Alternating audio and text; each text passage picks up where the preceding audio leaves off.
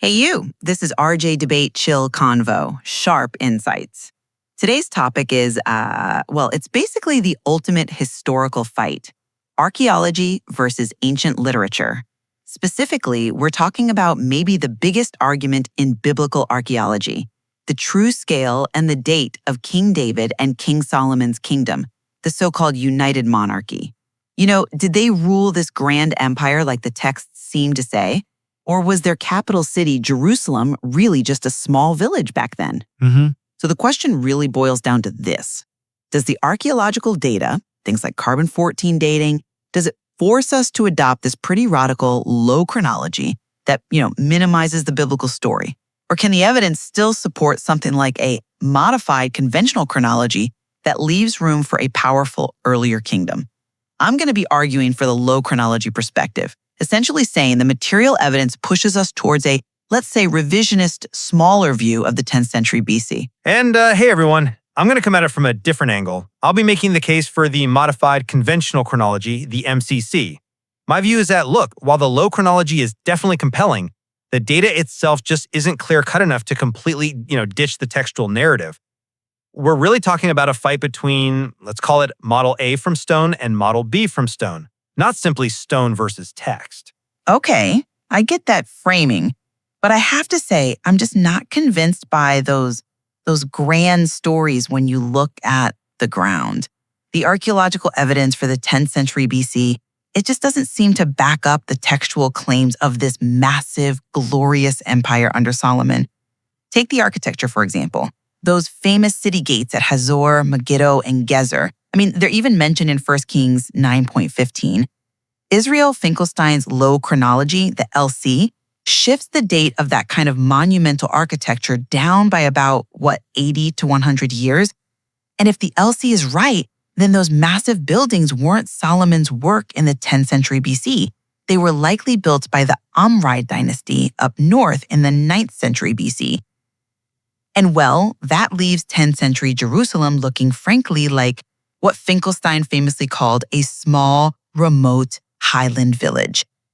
So the texts about Solomon's splendor, probably ideological history written much, much later. Right, I see the logic, and I recognize the rigor of the LC model, but I think framing it as stone versus text is where things get a bit muddy. It's really two competing archaeological chronologies fighting over the interpretation of the same stone evidence. That's why I like the phrase Model A from stone versus Model B from stone. Model A is the LC, minimizing the 10th century. Model B, Amihai Mazar's modified conventional chronology, or MCC, places that crucial transition point, the start of the Iron Age, to a earlier, maybe around 980 BC. Now, this timeline explicitly leaves room for significant state development happening in the late 10th century BC, which, aligns much better with the traditional timeline for Solomon. And frankly, I'm just not sold on the idea that LC's early Bayesian models were entirely robust. They often seem to mix C14 data from sites that were too far apart geographically, which kind of messes up the crucial regional picture. The MCC, on the other hand, tends to focus on really solid local data sets, like the one from Tel Rahav, to build its timeline. And this brings us straight to a fundamental issue, maybe the fundamental issue. How much can we actually rely on scientific dating for this specific period? People hear C14 and think, okay, problem solved, gold standard. But for this exact part of the Iron Age, it's almost useless unless you get really, really technical. Have you really wrestled with the Hallstatt Plateau? The problem is the calibration curve, the thing we use to turn raw C14 measurements into calendar dates. It just flattens out. It's almost horizontal between about 800 BC and 400 BC. So what does that mean? It means even a perfectly accurate C14 measurement gives you this ridiculously wide date range, maybe spanning 300 years. And that's why both the LSC and the MCC can look at the exact same raw data and argue it supports their completely different timelines. The data is just inherently fuzzy, right? Where we needed to be sharpest, the 10th and 9th centuries. Okay, that's a fair point. The Hallstatt Plateau is definitely a challenge, but I'd frame it differently. I think it just means we have to be incredibly, almost uncompromisingly rigorous about our methodology. I see why you emphasize the ambiguity, but I think the LC approach offers the only real way through that ambiguity. The superior methodology, as I see it, involves two key things: focusing on the right samples and using the right statistics. First, you absolutely have to avoid the old wood effect. I mean, if you date some massive timber beam that got reused in a building for maybe 400 years, the C14 date tells you when the tree died, right? Which could be centuries before the building it was in actually burned down. That's completely misleading. So we must focus only on short-lived samples, things like olive pits or tiny little grain seeds, stuff that lives and dies within a single year. Second, you take those perfect samples and you combine them with Bayesian statistical modeling. This is really the key because it lets us mathematically kind of wiggle match the C14 dates against the tiny year-to-year fluctuations within the plateau. It helps break through that huge 300-year ambiguity and potentially achieve accuracy down to the decadal level. So yeah, I'm not really convinced by arguments that don't prioritize this kind of high-quality, short-lived sample methodology. Okay, but let's pivot for a second, away from the lab maybe, and talk about something more concrete: inscriptions. Because one thing the material evidence did establish pretty definitively was the historicity of David himself. Right. The discovery of the Tel Dan Stele back in 93 was huge. It gave us the first widely accepted extra-biblical proof of David. Not just David the person, but David as the founder of a dynasty, the House of David, or BYTWD as it appears on the stone. That discovery alone really did sort of collapse the older, more skeptical paradigm that maybe David was just a myth, a purely fictional character. Absolutely. That shifted the whole debate, didn't it? Permanently. Once they used PTM imaging, that's polynomial texture mapping, it enhances subtle surface details to technically confirm the reading, showing those little word dividers were really there. Well, the argument about whether David was real basically ended. So yeah, the Stele is like unassailable historical confirmation of David as a figure, even if we're still fighting about how big his kingdom was. Okay. Yes, I see why you emphasize that historicity part. But let me offer a slightly different perspective on the implications of that stele. Yes, okay, it proves David's dynasty existed, fine. But look at the date of the seal. It was carved in the 9th century BC, probably by an Aramean king boasting about beating the northern kingdom of Israel. So it proves the House of David was a known entity then in the 9th century when the stone was inscribed. But it does not prove the existence of that massive imperial 10th century kingdom described in the Bible. Actually, you could argue the stele supports the low chronology view. Why? Because in the 9th century, when it was written, the northern kingdom, the Amorites, seems to be the dominant regional power. The inscription refers to the House of David down in Judah almost as a secondary player, overshadowed by the north. So yeah, it confirms David was real, but it might actually limit the scale of his dynasty's power precisely in the period after the supposed 10th century golden age. It points maybe to a smaller 9th century Judah, not a grand 10th century empire. That's a sharp point, I'll give you that. But I think maybe you're slightly minimizing the political significance of just having your dynasty named in enemy propaganda in the 9th century.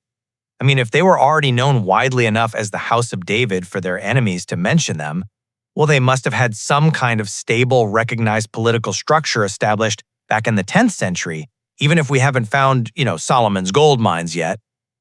But okay, let's shift gears maybe to the question of scale and how sometimes interpretation isn't just about the dirt, but about who's doing the digging. Because we can't only talk about C14 dates and inscriptions, right? We also have to acknowledge who's funding these excavations and sometimes why they interpret the finds the way they do. Take the Givati parking lot excavation in Jerusalem. It's pretty controversial. They found this huge, deep structure they called a monumental moat. Now, the excavators pretty much immediately framed this moat as fitting the description of Solomon's expansion of Jerusalem, like in 1 Kings 3.1. They suggested it pointed to massive 10th century power, state organization, right there. But that interpretation, that framing is, it's significantly influenced by the fact that the dig is managed by Elad. And Elad is a group quite openly committed to, let's say, linking modern national claims directly back to Solomonic-era architecture and asserting Jewish continuity in that specific area. So this isn't just a purely academic disagreement. You have archaeology getting tangled up in present-day politics. Yeah, I absolutely hear your concern about the political context. That's valid, and it definitely gets messy. But I'm not convinced that political maneuvering actually changes the physical evidence on the ground. Even if the politics are controversial, the core LC perspective still holds water here, I think. Because critics of that Solomonic interpretation point out that the moat itself is probably from a much later period anyway, maybe Hellenistic, maybe Hasmonean. And crucially, the layers at Javadi that do correspond to the 10th century BC, they still seem to lack the kind of massive, sophisticated monumental architecture you'd really expect from the capital of a major empire. So ironically, the political framing maybe only serves to highlight the absence of compelling 10th century evidence, which, the LC perspective uses to argue that Jerusalem was likely still quite small back then. It comes back to Model A versus Model B from Stone, doesn't it? Model A, LC, says the big stuff is 9th century Amride. Model B, MCC, wants it to be 10th century Solomonic. And both have to interpret ambiguous material findings. And that just highlights the whole problem perfectly, I think. The conflict isn't really science versus faith or text versus stone in a simple way. It's fundamentally a fight between two competing narratives, both derived from often highly ambiguous material data. The LC model, your Model A, interprets the material evidence to suggest a small, less developed 10th century Judah. The MCC model, Model B, interprets largely the same material evidence to allow for a potentially larger, more developed Judah then. And yes, unfortunately, both of these archaeological models get pulled into modern political context to try and reinforce certain national claims. It's complicated. So, okay, to sum up my position, I think the most rigorous data we have, especially those chronological models built using Bayesian statistics on carefully selected short-lived C14 samples, it repeatedly shows this pretty stark gap. There's a big difference between the textural ideal, Solomon's legendary vast empire, and the apparent material reality of a smaller, still developing 10th century Judah. For me, the most productive historical approach is to accept archaeology as a critical tool, one that necessarily revises how we read the text. It forces us, I think, to see those grand biblical narratives more as powerful later theological constructions, maybe designed to legitimize later kingdoms, rather than as literal, straightforward history of the 10th century. That is strong summation, definitely. But have you considered that the fact the chronological gap between our two models, LC and MC, is now actually so narrow, we're often arguing about just a couple of decades maybe, means the material evidence is just fundamentally too ambiguous right now to completely dismiss the textual narrative? I tend to lean towards more of a dialogical model. We need both sources. The texts are crucial, right? They tell us about ideology, political memory, elite perspectives. Archaeology, on the other hand, tells us about long-term processes, economics, maybe everyday life. We can't just toss one out because the other one seems inconvenient or doesn't perfectly align. And that inherent uncertainty is honestly what makes this whole field so fascinating, right? There's definitely still so much more to explore in the material. New excavations, new dating techniques, they could shift the whole picture tomorrow. Wrapping up today's RJ debate, hope you got some new insights. See you soon. Keep curious.